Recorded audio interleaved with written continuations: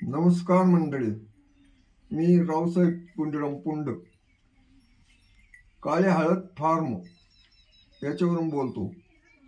मी आज याच्या अगोदरच्या व्हिडिओमध्ये काळ्या हळदीचे रोप कसे तयार करायचे याच्याबद्दल माहिती दिलेली आहे। आज मी तयार केलेले प्रोडक्ट मी तुम्हाला दाखवणार आहे। 4 वर्षापासून मी हा फार्म चालवण्याचा प्रयत्न करतोय आणि ज्याचे मी प्रयोग सक्सेस केलेत ते मी तुम्हाला आज दाखवणार आहे।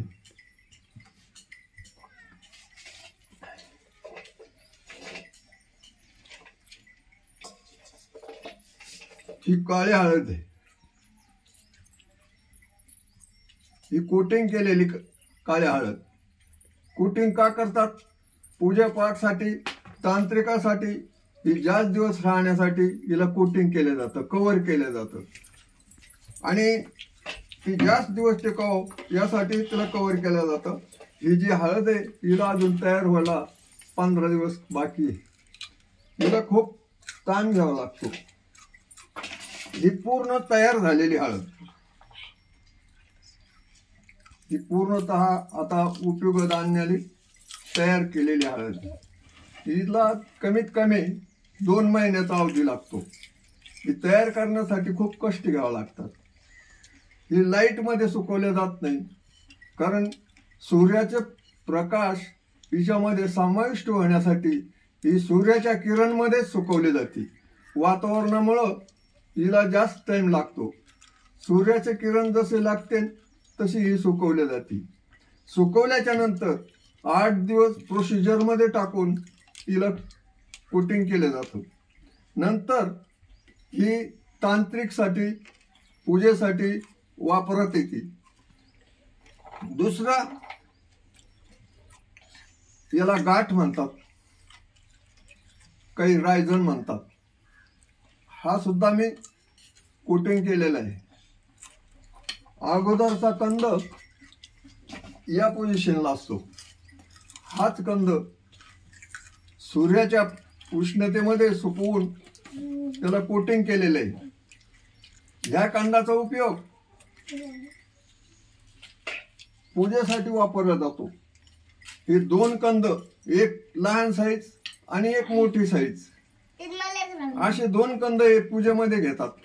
लक्ष्मी नारायणचं स्वरूप समजून त्याची पूजा करतात काही लोक, आणि काही लोक याचे 5 कंद घेऊन त्याची पूजा करतात। तांत्रिक सुद्धा त्याचा वापर करतात। तसंच काही यामध्ये एक छोटा कंद, छोटी हळद आणि एक मोठी हळद, असे 2 प्रकारचे ठेवून कंद उपयोग करतात, पण ते योग्य नाही। 2 कंदाचा ज्यांना वापर करायचा त्यांनी हे अगोदर दाखवलेले रायझन, त्या रायझनचाच वापर करायला पाहिजे।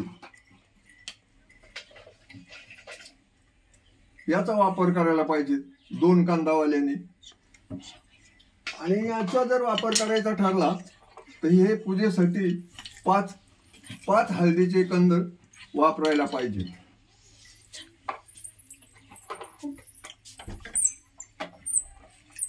हे एक प्रोडक्ट मी तयार केलेले आहे।